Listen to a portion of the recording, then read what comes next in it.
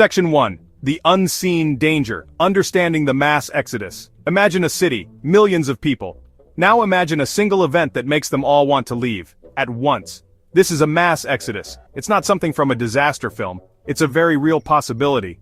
A major hurricane, a chemical spill, or a widespread power grid failure could trigger it. Suddenly, everyone shares one goal: get out. The roads become parking lots, the sidewalks become rivers of people. The danger isn't just the disaster itself. The real threat becomes the crowd. It's a force of nature, driven by fear and confusion. Understanding this is your first step to survival. The problem with a mass exodus is that it strips away our modern comforts. The systems we rely on, police, traffic lights, public transport, they all break down. People are left to their own devices. And when people are scared, they don't always think clearly. A simple evacuation can turn into a stampede. A crowd of neighbors can become a mob of strangers. Each person is focused only on their own survival. This creates a dangerous environment where accidents happen easily. A simple trip and fall can be fatal. This isn't about fighting monsters. It's about navigating human nature at its most raw. When you're caught in this situation, you are just one small part of a massive, unpredictable organism. The crowd has its own mind, and it's not a rational one. It moves in waves, pushed and pulled by rumors and panic. A shout in the distance can cause a surge forward. A blocked path can create a deadly crush. You lose your personal space. You lose your ability to choose your own direction. You are swept along whether you want to be or not. Your primary mission is to break free from this current and regain control of your own destiny. So what makes it so dangerous? It's the sheer number of people packed into a small space. Think about the pressure. In a dense crowd, the force can be strong enough to bend steel railings. It can certainly be strong enough to crush a person. Your lungs can't expand to breathe. You can be lifted off your feet and carried along by the surge. This is a real physical threat called crowd crush. It's silent, deadly, and happens when people are packed too tightly together. Your survival depends on recognizing the danger before you are trapped inside it. This is a battle of wits, not strength. Section 2. The herd and the spark. How panic spreads. Humans are social creatures. We look to others for cues on how to act. This is usually a good thing. It helps us form communities. But in a crisis, it can be your worst enemy. This is the herd mentality. When one person panics, their fear is contagious. It spreads like wildfire through a crowd. Someone starts running, so others start running, even if they don't know why. They assume the first person knows something they don't. Thinking stops, and instinct takes over. The entire crowd begins to move and react as one single terrified animal. This spread of fear happens incredibly fast. It can be a sound, a scream, a loud bang. It can be a sight, someone falling, a plume of smoke in the distance. Suddenly, the collective mood shifts from anxiety to outright panic. People stop processing information rationally. Their focus narrows to one thing: escape. They will push, shove, and climb over anything or anyone to get away from the perceived threat. They are not evil people, they are scared people, acting on the most basic survival instinct. You must not allow yourself to be swept up in this emotional tide. The key to resisting the herd mentality is to stay calm and think for yourself. You have to be the one who keeps a cool head, while everyone else is losing theirs. This is incredibly difficult. Your own body will be screaming at you to run, to follow the crowd. Adrenaline will be pumping through your veins. You must consciously fight this urge. Take a deep breath, observe what is actually happening. Is the danger real and immediate, or is the panic itself the biggest threat? Often the chaos of the crowd is more dangerous than the original problem. Your mind is your best weapon here. Before you ever find yourself in this situation, you need to decide that you will not be part of the herd. Make a mental commitment to yourself. Promise yourself that you will stay aware, stay in control, and make your own decisions. This preparation is vital. When the moment comes, you will fall back on your training and your mindset. You will be the calm observer looking for an exit, while everyone else is just a part of the stampede. This is how you outsmart the herd and give yourself a fighting chance. Section 3. The Golden Rule. Beat the rush. The single most important survival tactic in a mass exodus is simple. Leave early. Your goal is to be gone before the panic even starts. You need to be on the road or on foot while everyone else is still trying to figure out what's happening. This means you need to be prepared. Your bug-out bag should be packed and ready to go at a moment's notice. Your plan should be made. You need to have pre-decided triggers that tell you when it's time to move. Don't wait for the official evacuation order. By then, it's already too late. How do you know when to go? You need to pay attention to the world around you. Don't just rely on the mainstream news. Listen to emergency scanners. Pay attention to social media feeds from your local area. Are the authorities talking about a shelter-in-place order that seems risky? Are essential services like power or water starting to fail? Are your neighbors starting to pack their cars in a hurry? These are all subtle clues that things are about to get bad. The moment you feel that tipping point is coming, it's time to execute your plan. Hesitation is the enemy. Think of it like this. There is a window of opportunity. At the very beginning of a crisis, the roads are still clear. The routes out of town are still open. People are still at home, feeling uncertain. This is your golden hour. This is the time to move swiftly and quietly. Every minute you wait, that window closes a little more. More cars get on the road. More people start to panic. The journey that might have taken you 1 hour could take 10 hours, or become impossible if you wait too long. Acting decisively and early is your greatest advantage. Being prepared to leave early means having everything in order. Your vehicle should be fueled up. Your alternative routes should be mapped out both for driving and for walking. You should have a designated meeting point with your family if you get separated. This isn't about being paranoid. It's about being practical. It's about taking control of your situation before the situation takes control of you. The herd will wait for instructions. The survivor acts on intelligence and preparation. Be the survivor. Get out before the rush. Section 4. Danger signs. When the crowd turns. A crowd can seem harmless one moment and deadly the next. You need to know the warning signs that things are about to turn ugly. These are the red flags that tell you to get out immediately. The first sign is a change in the noise. A low murmur can escalate into widespread shouting or screaming. This is a clear indicator that anxiety is turning into fear or anger. People stop talking to each other and start yelling at nothing in particular. This is the sound of individual thought being lost to collective emotion. When you hear this, your internal alarm bells should be ringing loudly. Another critical sign is a change in movement. Watch the flow of the crowd. Is it starting to surge, moving in sudden, unpredictable waves? Are people beginning to push and shove even if there's nowhere to go? This is a sign that the crowd is becoming compressed. The space between people is disappearing. This is the precursor to a deadly crush. People are no longer moving voluntarily. They are being pushed by the pressure from behind. If you feel yourself being lifted off your feet or unable to move your arms, you are in extreme danger. Look for the loss of individual identity. When people are calm, they look around, they make eye contact, they act as individuals. In a dangerous crowd, their focus narrows. They stare straight ahead with a blank or panicked expression. They don't react to the people next to them. They become obstacles to one another. You might also see acts of aggression or violence breaking out over small things. Someone drops a bag and a fight starts. This shows that social norms have broken down completely. The crowd is no longer a collection of people, it's a powder keg waiting for a spark. Finally, watch out for choke points. These are places where a wide area narrows, like a doorway, a bridge, or an alleyway. A crowd that was spread out will be funneled into this small space, creating immense pressure. People will be crushed against walls and each other. Before you even enter a crowded area, your first thought should be, where are the choke points, and how can I avoid them? Always look for alternative routes. Going the long way around is always better than getting trapped in a bottleneck. Recognizing these signs early gives you the time you need to escape. In a chaotic situation, the last thing you want to do is stand out. People who look like they have valuable gear, or who look like they're in charge, can easily become targets. Desperate people, well, they're always on the lookout for easy prey.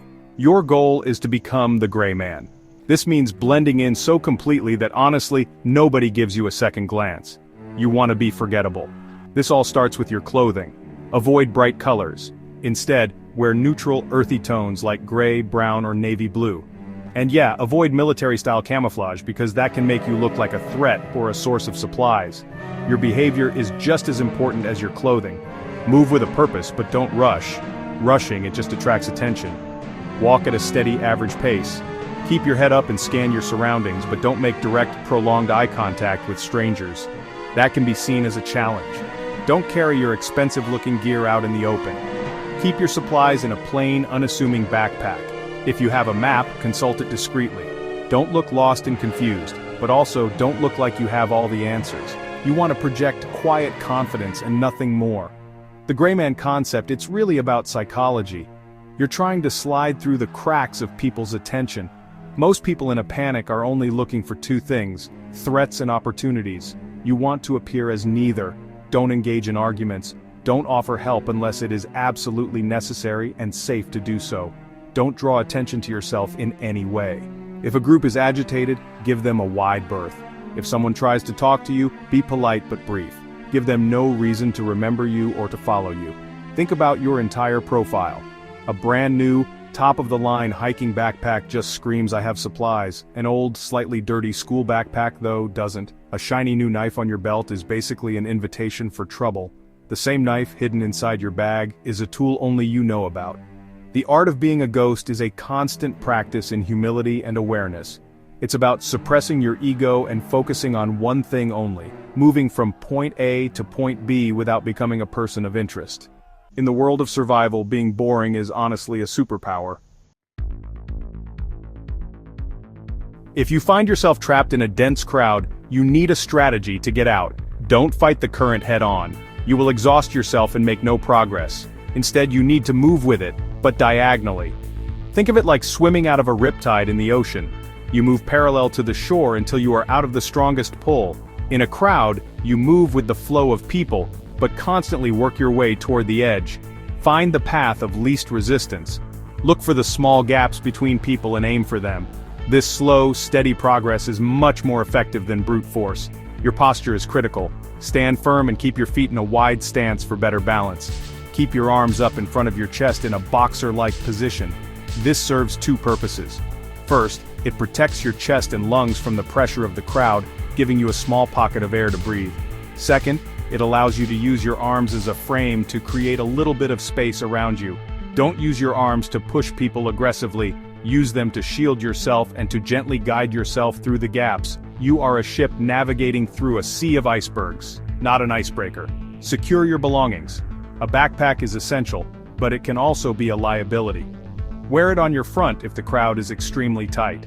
This prevents it from being grabbed from behind and keeps your essential supplies within your control. It also makes your profile a bit slimmer, which can help you squeeze through tight spaces. Keep your valuables and important documents in your pockets or in a secure pouch under your clothes. The less you have to worry about losing your gear, the more you can focus on the immediate task of navigating to safety. Always be looking for an escape. Don't just look at the people in front of you. Scan the entire area. Look for exits, alleys, and open spaces. Look for things you can climb over or under to get out of the main flow. Your situational awareness is your lifeline. Are you near a wall? Follow it. Walls are often the edges of the crowd, and a wall can lead you to a doorway or a corner where you can catch your breath. Keep your mind active and constantly search for your next move. Don't just be a passenger in the human river, be its navigator. Falling in a dense moving crowd is one of the most dangerous things that can happen. You have only seconds to react before you are trampled. The instinct is to try and stand up immediately, but this can be impossible if the crowd is moving.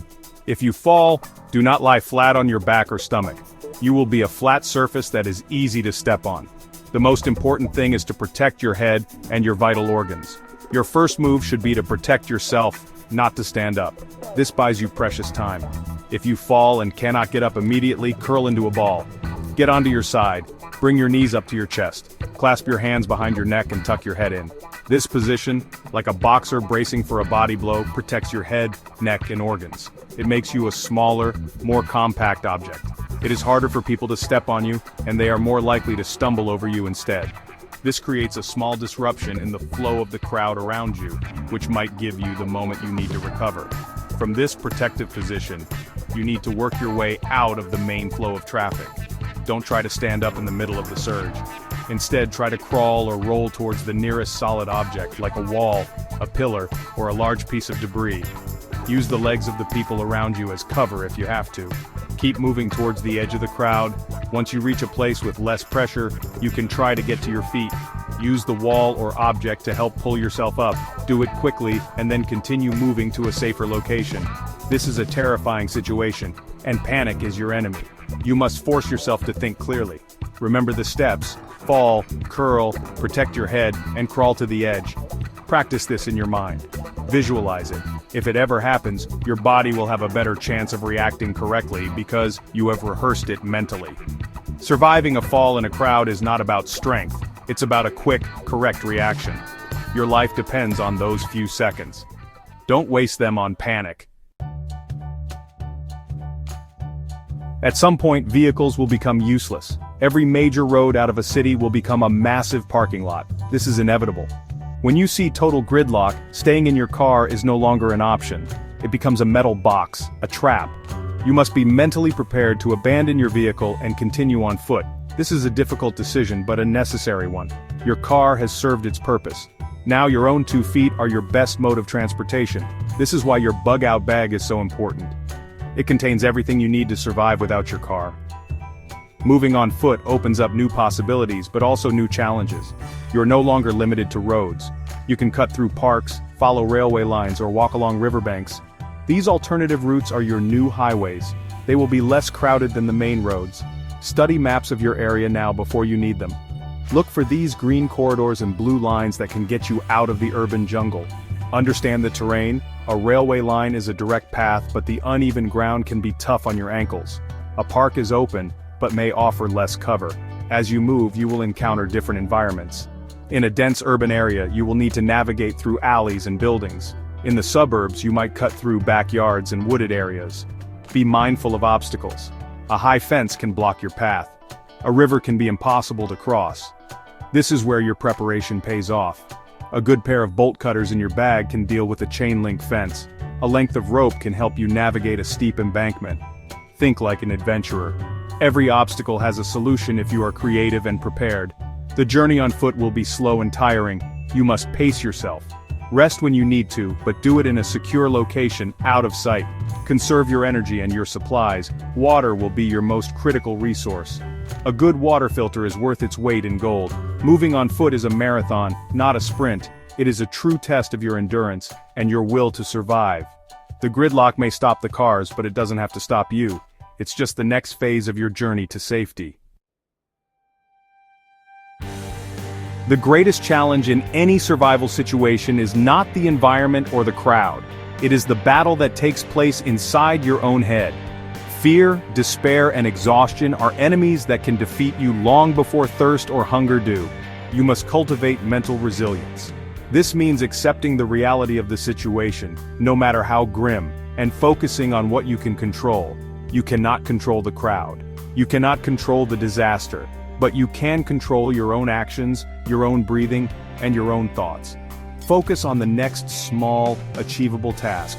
Keep your priorities clear.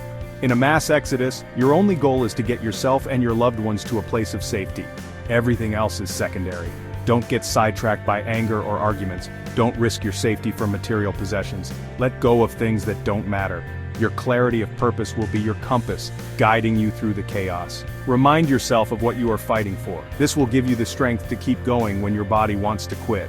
A strong why can endure almost any how. Hope is a survival tool. It's not about blind optimism. It's about believing in your own ability to influence your situation. Celebrate small victories. You found a clear path, you found a source of water, you made it another mile. These small successes build momentum and keep your spirits up. Share this hope with your group if you have one. A positive attitude is just as contagious as panic. Be the source of strength for others, and you will find strength in yourself. Never give up. Never, ever give up. Surviving a mass exodus is about more than just having the right gear. It's about having the right mindset. The skills we've discussed, leaving early, blending in, navigating crowds, are all vital, but they are useless without the mental fortitude to execute them under extreme pressure. Practice now. Harden your mind. Build your resilience. Know your plan. When the time comes, you will be able to face the challenge not with fear but with a quiet determination. You will be prepared, you will be in control, and you will survive, since you will also be getting your long-term food supplies from ReadyWise. Links in the description.